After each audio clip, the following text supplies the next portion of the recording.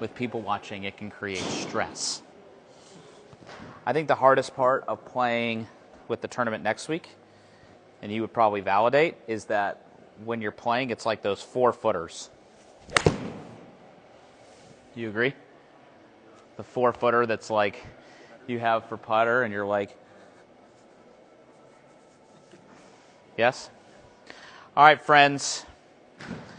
I'm practicing, and I'm going to tell you a little discovery, a little thought that I think will help you here in a second as we let people pile in. There she blows. The which one? Yeah, so tonight we will be going through, that's at 9:15. Mitch is joining us, which is going to be amazing. Everyone loves Mitch. The dude could talk to a cat. But basically, we're going to be doing a live session tonight on how to do green reading. So we're going to use Putt View. We're going to be teaching some ways to basically read the green through percentages. But I'm going to hit one more shot, and then I'm going to show you something. And just flush it really quick. On swings. So come over here really quick. I want to show you this. Now, I taught this to some kids the other day, and it was really, anytime you can teach something to like a 5-year-old, I feel like it's worth sharing. Because if you look at some of these players, like, oh look, we'll just randomly, let's just take these two guys. So you have Tommy Fleetwood and Kevin Streelman. Kevin was a good buddy of mine. He actually gave me the incentive, or not the incentive, he gave me the original idea for the room, which is now turned into this, so that's cool. So what I want you to do is I want you to pay attention to Tommy Fleetwood's club face, right? As Tommy Fleetwood goes back, I want you to watch how his club face stays looking at the golf ball. So if you had like eyes on the ball, it would look like he was looking at the ball. And then at the top, that makes the face angle match the left arm. Now, what about Kevin? Let's see what he does. If he goes back, look, you can see as he goes back, the club face stays looking at the ball. It seems like it looks at it for a long time, which therefore makes his left arm match the club face. And that does a whole bunch of things that allows that club to then shallow. So you can see when he does this, let me just show one more time with this. If this is the plane of the club, and I'm going to show you guys how to do this. If this is the plane of the club, as it goes back, you can see how the face is looking at the ball, and then that creates what's known as the first steep.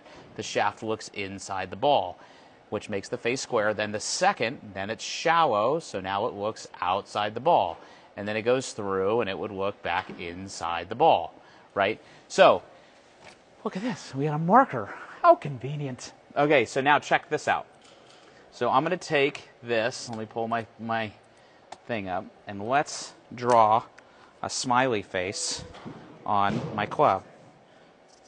What should we call him? Let's ask. Actually, I'm not going to ask on Instagram what I'm going to get. We're not asking you because it might be inappropriate. Let's call him Francisco. No, Veronica. We'll say Veronica. So now, if I take Veronica and I make Veronica continue to look while I'm turning, because I'm in my backswing, and a backswing creates of a tilt, a turn, and a hinge. If I'm going back and I'm turning and Veronica stays looking at the ball, you can see that was what would create the first steep. So then if I do that and I'm going back and Veronica's looking at the ball, then Veronica at the top would match my left arm. Now that allows the shaft to be steep.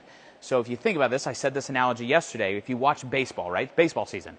So baseball, if you look at the players coming, they're all like this, right? I've never, ever, ever, except for maybe, I don't think Ichiro did this, but I've never seen a baseball player that sets up like this. Now the reason that is because if they set up like this and then they transition, they'd go, and then the bat would go like this, and they'd hit like right into the ground, right?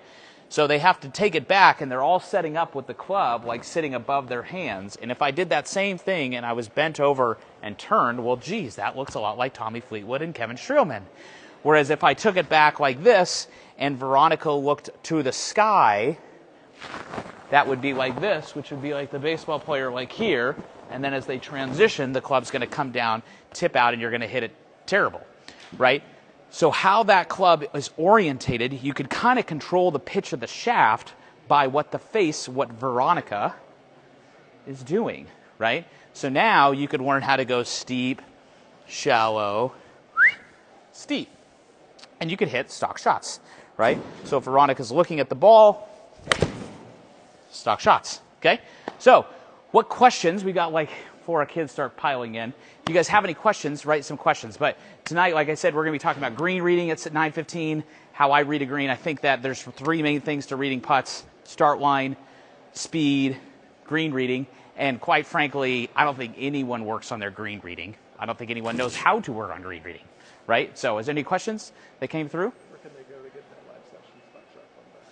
So if you want to go, so there's 2 ways to do it. The first way, which would be my suggestion, would be if you go to stockshotchallenge.com, then basically you get that live session for free, right? So the Stock Shot Challenge is free as well. Basically what that is it's 21 days going through these banners. So like over 21 days, I'm doing 10 to 15 minute videos where I'm dripping to you to say like, okay, like we need to get in a proper setup. How do you do that? And then rightfully so, you're going to go like, am I doing it right? And I thought the same thing. So I go, you know what we should do? We should give unlimited coaching so the guy can send in his video and send in a bazillion videos and see if he has the right setup. And then it's like, okay, let's work on seeing if I'm keeping the club head on plane here. And then we're like, okay, that should have coaching too. So then the guy could send in a bazillion videos, and then the backswing and the transition and impact and all these things over 21 days. And in that 21 days, you get 30 days of unlimited coaching. Or you can go to Stock Shot Club, which is a 7-day free trial, but I think the 30-day free trial is a lot better. And then if you like it, you can stay on for $39 where you can send in still unlimited videos and basically get response time within like crazy amount of time, couple minutes, right? Like it's nuts. But that's where I would, and you can learn a lot about your golf swing. Anything else? When do you like to see the hands hinge in the backswing? So the hinge essentially looks gradual. So if you come over here, let me show you this. So if we go into Sports Box, and this is kind of cool, so you can see how we've got all these numbers, right? We can see basically everything under the sun. And all of these things we can look at it at basically any point of the swing, right? So at this point in the swing, when left arm is parallel, right, we want this number to be roughly about, it's kind of, hit or miss, but it's about 111 degrees. Now at setup, this is kind of the numerical answer. At setup, we have 135 degrees. So that means from here to here, I'm hinging 25 degrees.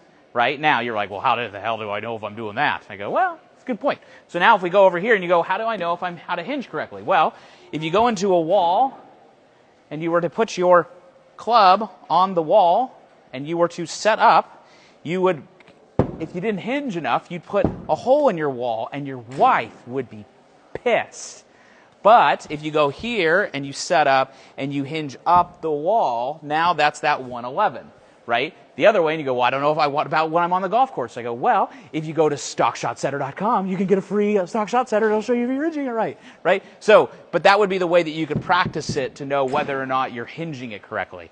And that's really important because when you look at your video and you're filming, and if you're not filming in your practice, I would challenge you to say if you're even practicing, right? Because we have to know what we're doing. But if you look at a video and it looks like you're under the plane, it's not necessarily because of the fact that you're rolling the club in, it's you're under the plane, but if I were to hinge it a lot, now it looks like I'm over the plane. So hinging is a really important part, which is why on banner 3 right behind you guys, it says backswing, tilt, turn, and hinge, right? So that hinging piece is really hard. And if it's hard to hinge, that might be because your grip is too far in your palm. And you're like down here and you're like, I have no way to hinge it because I've got like these jumbo mid-sized grips. And it's like, oh my gosh, well, let's get rid of those and throw those on fireplace, right? So depending on how your grip is might make it difficult to hinge. So hopefully that answered your question. Any other questions? At what point of wind do you factor into breaker speed when you're putting? Say that one. What do you factor in wind when you're putting? Wind? Whew. I would say factoring in wind if It feels like when you're standing over a ball, it's blowing you over. Putting. In putting. That's what it was, right? So if I'm standing over a putt and I'm like, whoa, then I will start to take it into consideration. But, you know, more than like it's affecting it a little bit, but it, you know, not enough because of the fact that unless you're playing greens that are like 14s, 13s, and it's just howling, like it might affect it a little bit. I mean, putting is already hard enough. So like adding in another variable, that's just going to like mess with your brain. Might actually help you. You talk about hitting 30 balls in 2 hours, but you surely need hundreds of thousands when trying a new move, right? So great point. So can you repeat the question so they know? Yeah, so the question was, you say that you only need 30 balls to hit, right? But it actually takes hundreds of thousands of balls to hit. To change a move. So, in your brain, right, a Navy SEAL told me this, so I'm just blaming it on the Navy SEAL. In your brain, when you make a motor pattern, let's just talk about piano, screw golf. So we're talking about playing the piano. If I learn how to play Mary Has a Little Lamb, and I do it 60 times in a row, right, 60 times in a row without blemish, then a new circuit is formed in my brain. So let's draw this.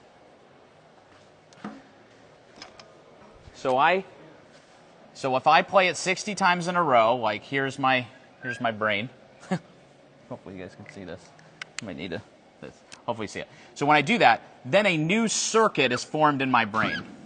Now, after I've played it 60 times in a row, every single time now that I play it, I wrap the circuit with this coating called myelin.